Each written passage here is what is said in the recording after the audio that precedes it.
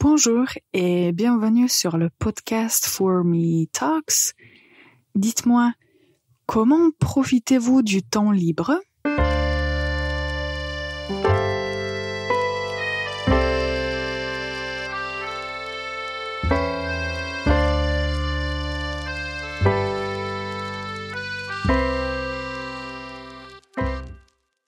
Bonjour et bienvenue pour ce nouvel épisode du podcast For Me Talks, le podcast pour les apprenants de la langue française.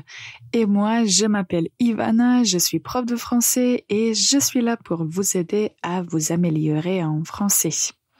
Alors, avant de parler du sujet d'aujourd'hui, j'aimerais vous inviter à nous rejoindre aux ateliers de conversation.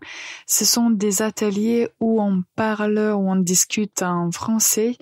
Et si vous voulez en savoir plus, je vous invite à consulter notre site www.formelanguages.com.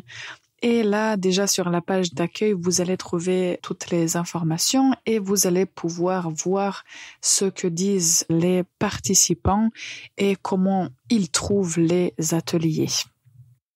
Donc, allez sur le site pour trouver des informations et bien sûr pour vous inscrire aux ateliers si vous aimez ce type d'apprentissage. Alors, avant de vous dire de quoi on parlera aujourd'hui, je vous donne la faute de la semaine. Écoutez la phrase. J'aime de me promener dans la forêt. J'aime de me promener dans la forêt. Quelle est la faute? Je sais que parmi vous, il y a des auditeurs qui nous écoutent régulièrement, donc vous savez que assez souvent, une faute peut être la préposition. C'est le cas dans cette phrase aussi, quand on utilise le verbe aimer et on veut ajouter un autre verbe après, on ajoute le verbe à l'infinitif directement après le verbe aimer. Donc il n'y a aucune préposition. Honnêtement, j'ai entendu cette faute assez souvent dernièrement, donc j'ai décidé de juste mettre un accent sur ça et de dire non, il faut pas mettre de préposition après le verbe aimer. Donc, la phrase correcte va être « J'aime me promener dans la forêt. J'aime me promener dans la forêt. » Donc, peu importe quel verbe vous allez mettre après, « j'aime » et vous ajoutez le verbe directement après. D'accord. Alors, de quoi parlera-t-on aujourd'hui ? Imaginez que vous avez un cours, une leçon dans une école, mais une école que vous aimez bien. Et aujourd'hui, je vais vous parler d'un verbe que j'aime bien utiliser. Et il s'agit du verbe profiter. C'est un verbe, on peut dire en français, il est versatile parce qu'il peut avoir beaucoup de nuances positives et négatives et ça dépend du contexte.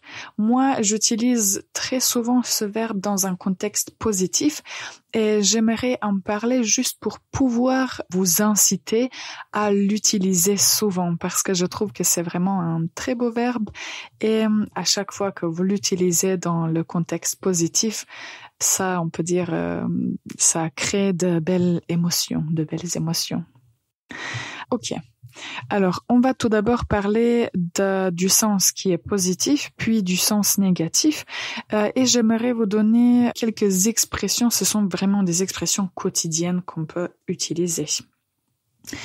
Quand on utilise le verbe profiter dans le contexte positif, on peut profiter d'une occasion. Donc ça, c'est l'idée, profiter de quelque chose, donc tirer avantage de quelque chose. Par exemple, en été, comme il fait beau, il faut profiter du beau temps pour se promener. Aujourd'hui, je me promène dans toutes les phrases, c'est l'idée. Donc, il faut profiter du beau temps pour se promener. En été, il faut profiter du beau temps.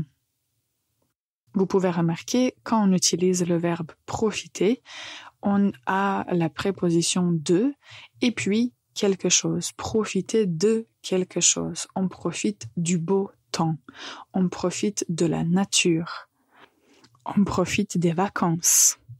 Donc, profiter de quelque chose a un contexte positif et signifie tirer avantage de quelque chose, aimer faire quelque chose. De l'autre côté, dans le contexte négatif, profiter, on va l'utiliser en fait dans le contexte qu'on va profiter, disons, de la faiblesse de quelqu'un. Dans ce contexte négatif, on va dire profiter de quelqu'un. Donc, ça veut dire qu'on va faire quelque chose qui est peut-être bien pour nous, mais qui est de l'autre côté mauvais pour l'autre personne. Profiter de quelqu'un, c'est exploiter ou abuser d'une personne. Par exemple, j'imagine que vous avez lu l'histoire du Pinocchio. Pinocchio, c'est le petit garçon qui est tout naïf et il y a deux personnages, le renard et le chat, qui profitent de son naïveté. Donc, ça, c'est un contexte négatif. Le renard et le chat profitent de Pinocchio parce qu'il est très naïf. Donc, contexte positif, on va tirer avantage de quelque chose. Contexte négatif, on va abuser d'une personne. Maintenant, on fait toute petite pause et restez avec nous parce qu'on va parler des expressions très utiles avec le verbe profiter. On revient dans un instant. Ready to take your French to the next level? There's nothing better than one-on-one classes with one of our top French teachers. Write to info@formelanguages.com or check out formelanguages.com. Bonjour et bienvenue encore une fois pour ce nouvel épisode du podcast For Me Talks. Aujourd'hui, on parle du verbe profiter. On a déjà appris qu'on peut l'utiliser dans un contexte positif et dans un contexte négatif. Et maintenant, je veux me concentrer sur les expressions positives qu'on peut utiliser avec ce verbe. On a déjà mentionné qu'on peut dire profiter du temps libre. Par exemple, pendant les vacances ou pendant les vacances d'été, on profite du temps libre pour se reposer. On profite du temps libre pour se reposer. Ou par exemple, on peut profiter d'une offre. Vous allez entendre cela très très souvent, surtout si vous écoutez les pubs. Ils vont dire profiter d'une offre exceptionnelle. Ça signifie que peut-être qu'il y a une grande réduction ou qu'il y a des soldes et ils vont dire profiter de cette offre exceptionnelle et acheter ce produit à moins 50% ou quelque chose comme ça. Donc vous pouvez profiter d'une offre, profiter d'une offre. D'autres expressions qui sont plutôt idiomatiques, on peut dire par exemple profiter de la vie. Donc si on aime la vie et si on pense qu'il faut vraiment faire des choses qu'on aime dans la vie, on peut dire profitons de la vie. Profitons de la vie. L'autre expression que j'aime bien, je dois l'admettre, je ne le fais pas très souvent, mais je crois qu'il est très important de profiter de l'instant présent. Profiter de l'instant présent, ça signifie qu'on vit l'instant même, donc cet instant exact, et qu'on ne s'inquiète pas du futur, on ne pense pas à toutes les mauvaises choses qui peuvent se passer. Donc, quand on profite de l'instant présent, on se concentre sur le présent. Je vous le conseille, il faut vraiment profiter de l'instant présent. Et une autre expression que j'aime utiliser, je dirais assez souvent, il faut en profiter. Il faut en profiter. Par exemple, si vous avez le temps libre et vous voulez apprendre quelque chose ou passer un examen important ou plus bien voyager, on peut dire il faut en profiter. Il faut en profiter pour faire quelque chose. Donc il faut saisir cette opportunité. Par exemple, en ce moment, disons, vous avez beaucoup de temps libre et il faut en profiter pour lire, il faut en profiter pour apprendre le français, il faut en profiter pour vous reposer. Donc, c'est vraiment une excellente expression. il faut en profiter. Je vais répéter maintenant les 5 expressions qu'on a mentionnées aujourd'hui. Donc, nous avons tout d'abord profiter du temps libre, profiter d'une offre, profiter de la vie, profiter de l'instant présent. Il faut en profiter. Comme vous voyez aujourd'hui, on s'est plutôt concentré sur le contexte positif. J'aimerais bien entendre vos suggestions. De quoi faut-il profiter dans la vie? Donc, si vous avez des idées, écrivez un petit commentaire. Je serai très ravie de vous lire.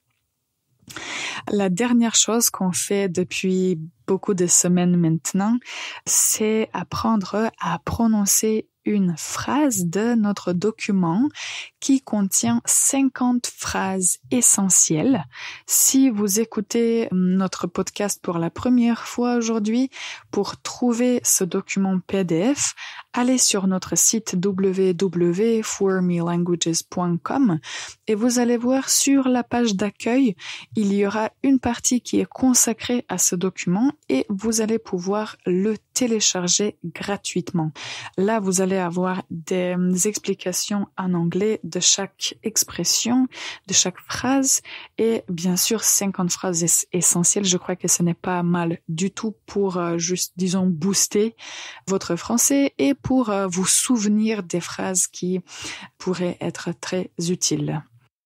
La phrase que j'ai choisie pour aujourd'hui, c'est « Je suis à court de temps ». Je suis à court de temps. Je suis à court de temps. Quand vous êtes pressé, quand vous n'avez pas beaucoup de temps à faire quelque chose ou vous devez juste vous dépêcher, vous pouvez utiliser cette expression pour dire poliment « Je suis désolé, mais je n'ai pas le temps. Je suis à court de temps. À court de temps. Je suis à court de temps. » Cette phrase se trouve sous le numéro 41 dans le document. Comme je l'ai déjà dit, vous pouvez le télécharger gratuitement sur notre site. Pour conclure notre épisode, aujourd'hui, on a parlé du verbe profiter. Moi, j'espère que vous allez profiter de cet épisode pour améliorer votre français. Et au final, je remercie toutes les personnes qui ont écouté cet épisode jusqu'à la fin. Merci infiniment. Je vous souhaite une excellente journée et à la prochaine.